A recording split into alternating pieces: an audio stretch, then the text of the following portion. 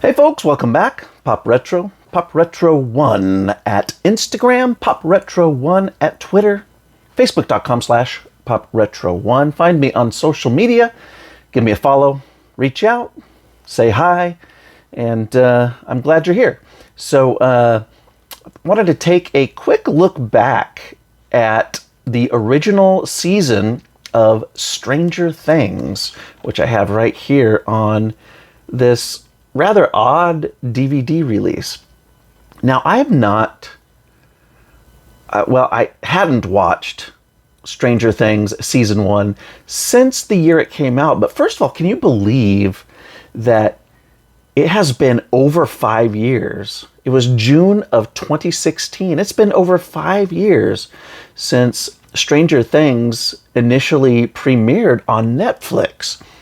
I mean, it seems like it was just yesterday, or it seems like it was like a year or two ago, but no, it was 5 years ago. I think because so much has gone on in the world since 2016, that the time just kind of, I don't know, we lose it in our minds, or at least I do sometimes, it seems. And so I'm not a streamer, really. I don't subscribe to streaming services. I do have Amazon Prime, so I have Prime Video. So I watch a good amount of stuff there. However, I've never had Netflix. I've never had Hulu. I borrowed my sister and brother-in-law's code for Netflix back in late 2016, months after Stranger Things had come out. And I watched Stranger Things because I really wanted to see it. Because every once in a while, something comes along that I am interested in. And I'm mostly interested in vintage movies, vintage TV. And so when this came out, it's like retro TV. It's based in the 80s. It's set in the 80s. It's got a lot of callbacks to things that happened in the 80s, music of the 80s. And so for that reason, I was interested. At the website drunktv.net, where I write about TV, I even have a preview up there that I had written back in 2016 before Stranger Things actually came out on Netflix. I think they had a trailer on YouTube, so just going by that trailer, I jotted down a couple of notes, and I'll link that in the description here, but you can go back and find that at drunktv.net if you're curious and want to see. In fact, I haven't read it in over 5 years, and so I need to go back and take a look and see what I wrote before this actually came out. So I never properly reviewed it at the website, and I'm also behind, and so I saw a notice, I guess, a news story, a news article, that Stranger Things season 4, is going to come out soon or eventually. And I have not watched Stranger Things 3 yet. And so I thought, you know what, I'm going to go back because I had picked up this DVD set, and I also have a season 2 DVD set that I picked up, and rewatch it. And if you haven't seen Stranger Things, it's a show by these guys called the Duffer Brothers. They're the ones who produced and wrote it. And it truly was a throwback to their childhood and my childhood, if you're a kid of the 80s. And there are a lot of things to like about that. And it essentially was sort of like a horror movie extended over 8 40 to 50 minute episodes is how it plays out. So 8 episodes in this first season. And essentially, it's a small rural town, and some people start going missing. A child is missing, and then a teenager goes missing, and there are some supernatural elements at work here that may be tied to a government operation that's taking place. And all of this is set in, I believe, 1983. And so I would have been 7 years old in 1983, and I think the characters in this are in junior high, so they're probably like 11, 12, maybe 13 years old. I think probably around 12 years old, if I had to guess 1 year, is the age of the youngsters in this that are the main characters. And they're trying to figure out the mystery And so, it kind of just plays out reminiscent of movies like Stand By Me and things like that. Just sort of the feel and the vibe.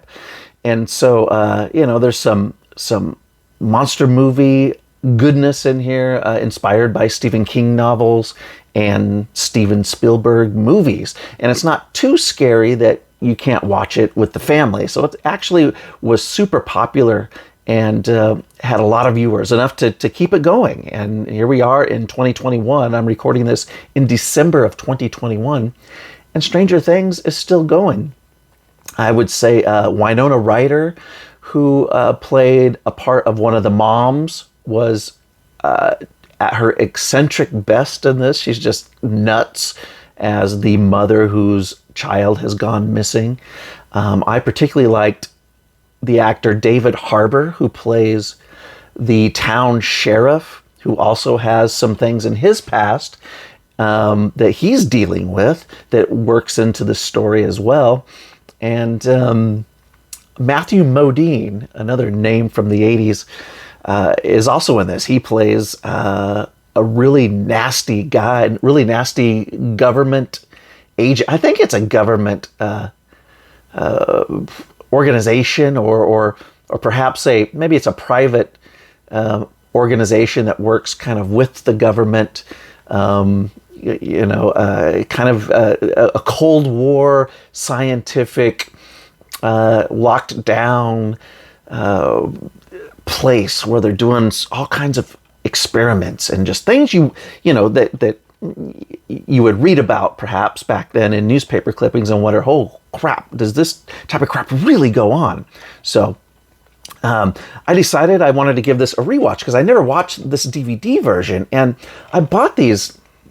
It's been a while, like 3 years ago maybe, both this one, season 1 and season 2, put out by Lionsgate, and this is of course the season 1 edition. Now, as far as physical media goes, the Stranger Things has been released a couple times on Blu-ray, and it seems like every time I actually saw it released, it was released in like these kind of with these cool VHS style packages and VHS clamshell packaging and just kind of these special releases. But this came across for like $8 at some point, and I go, oh, well, that's the one I want to add because it's not big, it's not bulky, it's regular size.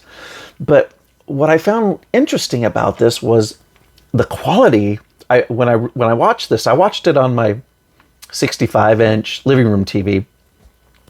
And there was some real picture issues. The picture quality, like, I want to say almost like the encoding wasn't up to par.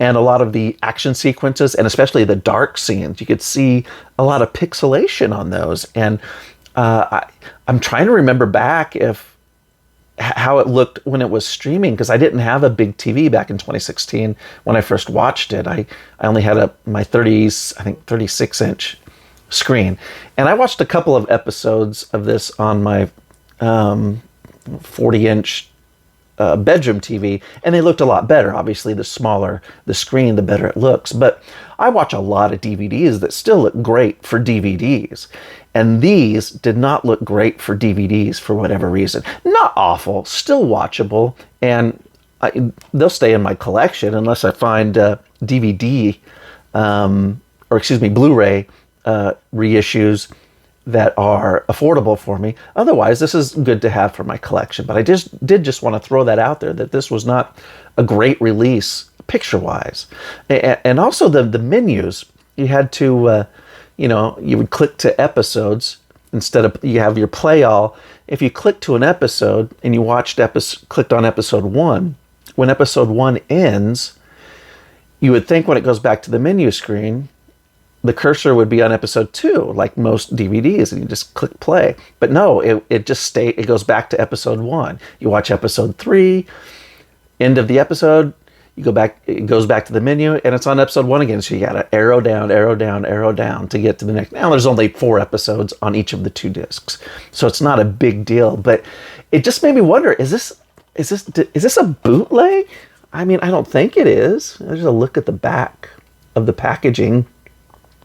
And again, it's from Lionsgate. This is a slip slipcover edition. That's the slipcover. Legitimate slipcover, or legitimate looking slipcover. I know that bootleggers are putting out some really fancy looking stuff that looks legitimate, so I don't know. There's the DVD case proper. There's the back. Just mirrors the same back as the slip. I'll open it up. These are pressed discs, not burned discs. And there's a look at the discs. There's a special feature on here. How does it describe it? It doesn't even say there's a special feature on the packaging, it looks like, but it says special features on the disc menu. And it's kind of funny. It just says like interview with the cast. And it has a bunch of the cast members, the kids, go into this room to be interviewed. And they're sitting down on couches and stuff. And then a lot of the funny stuff that happens in the actual show starts happening in this interview room. Like whoever was putting together the interview rigged up this room to have like a wall that flexes out, and a chair starts moving and stuff falls off the wall, and it kind of scares the actors. And it is kind of cute, but it's very superficial. There's no interview that ever happens, and the whole thing is, I think, less than 2 minutes long. So it's just kind of a funny little quirky thing that they added on this set. So anyhow, I just wanted to share that with you and just give you some of my thoughts overall of Stranger Things. I did enjoy it, and I did enjoy watching it again.